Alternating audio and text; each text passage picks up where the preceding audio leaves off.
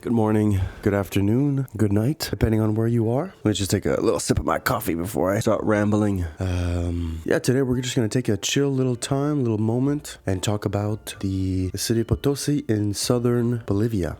Oh, I love coffee.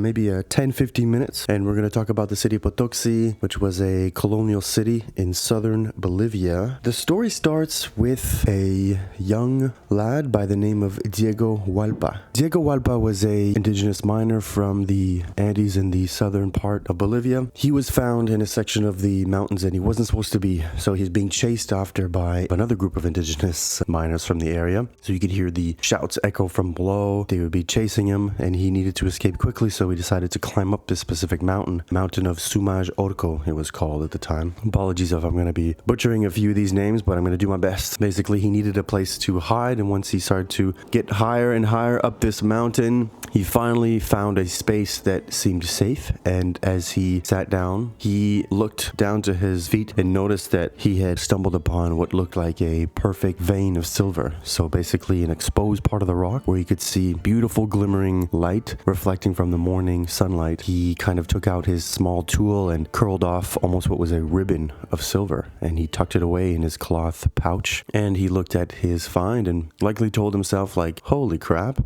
I just found some pure silver. I need to go tell somebody. This eventually turned into the most abundant mountain of silver in almost the whole world.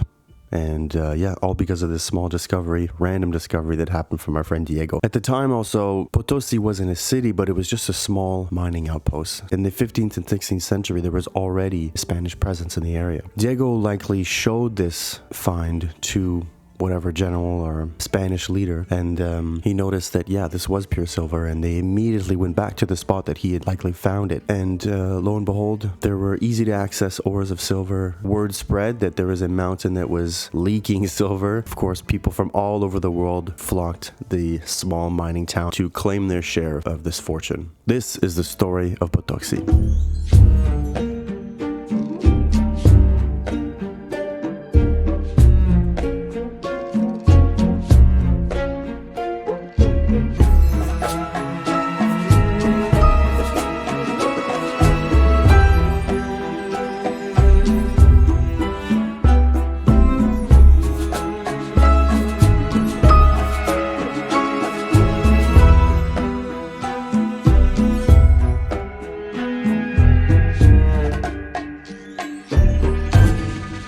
As word spread fast about this incredible discovery, of course, many thousands of people began to flock this small, unknown mining town. People from the vast outreaches of the Spanish Empire, people from the Caribbean, Argentina, Peru, China. People would make the long trek to come and see what this was all about. As I mentioned earlier, the population explosion was quite substantial. At its height, Potosí had a population of over 200,000 people. At the time, and around the 1600s, that was huge. That was rivaling cities like London and Rome and Paris, but this was in southern Bolivia. So it became kind of a melting pot of people coming from all over the world, so creating kind of an amalgam of different cultures where you would have artisanal shops and merchants selling all sorts of rare Colombian emeralds, selling spices and herbs, food. Prostitution as well was very prevalent, and there was also a huge influx of slaves that was needed. They needed a lot of labor to come.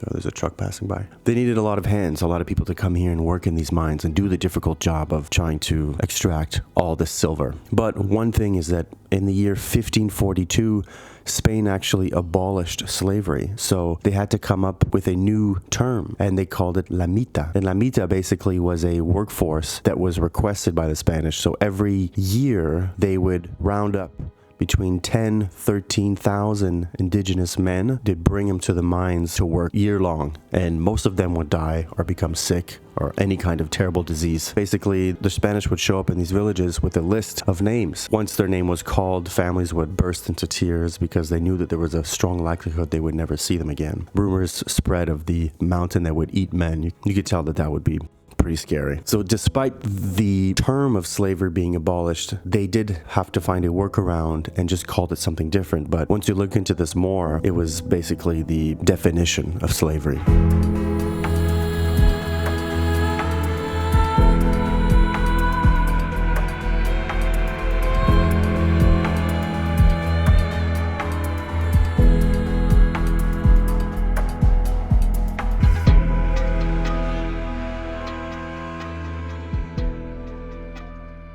not only were they the indigenous people of South America, but also they would bring in a lot of African slaves as well. So you would have different class systems. You had the very rich elite Spanish, so they were living in these beautiful villas, and then on the other side, in the contrast, you had also the workers that were there in the mines every day, probably living in, you know, makeshift houses piled up on each other, really narrow streets, windy streets. Eventually they did adopt the Spanish grid system, the city grid system, but also it became a really hectic place. So you had people from all different walks of life. You had the rich women wearing rare Colombian emeralds in the modern day's fashion, walking on the cobblestone streets, and you also had people shouting in the streets, fighting, brawling. And one other thing is that to deal with the difficult conditions of the mine, coca leaves were extremely prevalent in the city, meaning that people were chewing on these coca leaves day in and day out. It would help the miners deal with hunger, the cold, and also the fear of entering the mountain. If you combine that with the clash of cultures, everybody's high out of their mind. You had these terrible smells, areas of the city where they would be using an old school technique to extract silver, where they would use mercury, and there would be burning sulfur and lead. So you had these fires erupting all over the city, create this disgusting smoke that would smell like rotten eggs, but it also was really toxic, which led people to breathing in these toxic fumes, to lose their teeth, to have these crazy mood swings. And you combine that with the excessive use of coca leaves, it must have been a mess over there. It must have been absolutely nuts. Yeah, crazy place. And it went on for quite some time, not too long actually, because you're probably wondering like, okay, well, third biggest city in the world, why isn't there millions of people living there today? Well, there's a few reasons why. One of which is because, of course, the silver became more and more difficult to mine. So it became deeper in the mountain and more people would die, and it became more difficult to gather the workforce that they needed. And also there was a minting scam where some corrupt officials would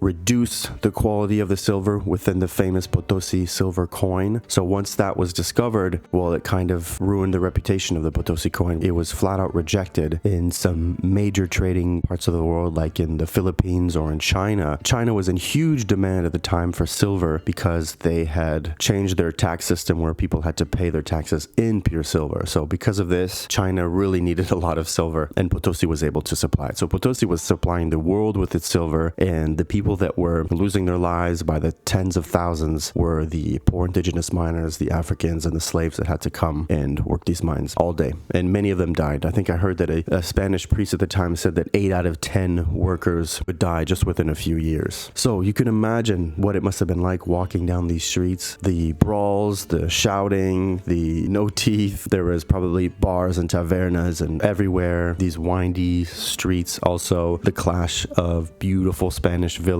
and with homes that were probably falling apart. I think around the late 1600s, the city started to die off, and at one point it went from 200,000 people to only 60,000. I'm sure that most of the streets were left in ruin. Nobody was taking care of it, and there was the decline of Potosí and the reasons why. I just feel like reading about the story, I'm like, it has all the ingredients to make the best HBO reenactment of this. Like, come on guys, it's right there. It would be super cool. I'm sure that many people would want to watch it instead of Spider-Man 6. So give us the TV that we want. We want to take a glimpse into Potosí at its height. We want to know what it was like. So yeah, I mean, I really enjoy reading about these specific subjects, and it gives me the chance to do some research and learn and come on here and share my viewpoints on it and just talk about it, because I genuinely think it's super fascinating. I hope you enjoyed this short video. There's so much more that can be said about the city Potosí. There's a few videos out there that are pretty cool. Not that much. I feel like just in terms of general knowledge, most people don't know about the existence of this mining town that exploded into one of the biggest and most prevalent cities in the world and then immediately disappeared. But I will say that last I checked, from 2021, there's over 260,000 people that live there now. People are still mining this mountain. People are still paying their respects to the El Tío, keeper of the underground, showering him in coca leaves and giving him a cold beer to make sure that he'll protect them and allow them to get back to their families safe and sound. You can still visit Potosí today. It is somewhat of a tourist attraction. You can still visit some of the colonial buildings that are still there. But yeah, just a place of quick fortunes that came out of nowhere, the city of a lot of suffering, a lot of death, and a melting pot of culture in the age of discovery. Thanks for watching this video. Mojo, do you have anything you want to say?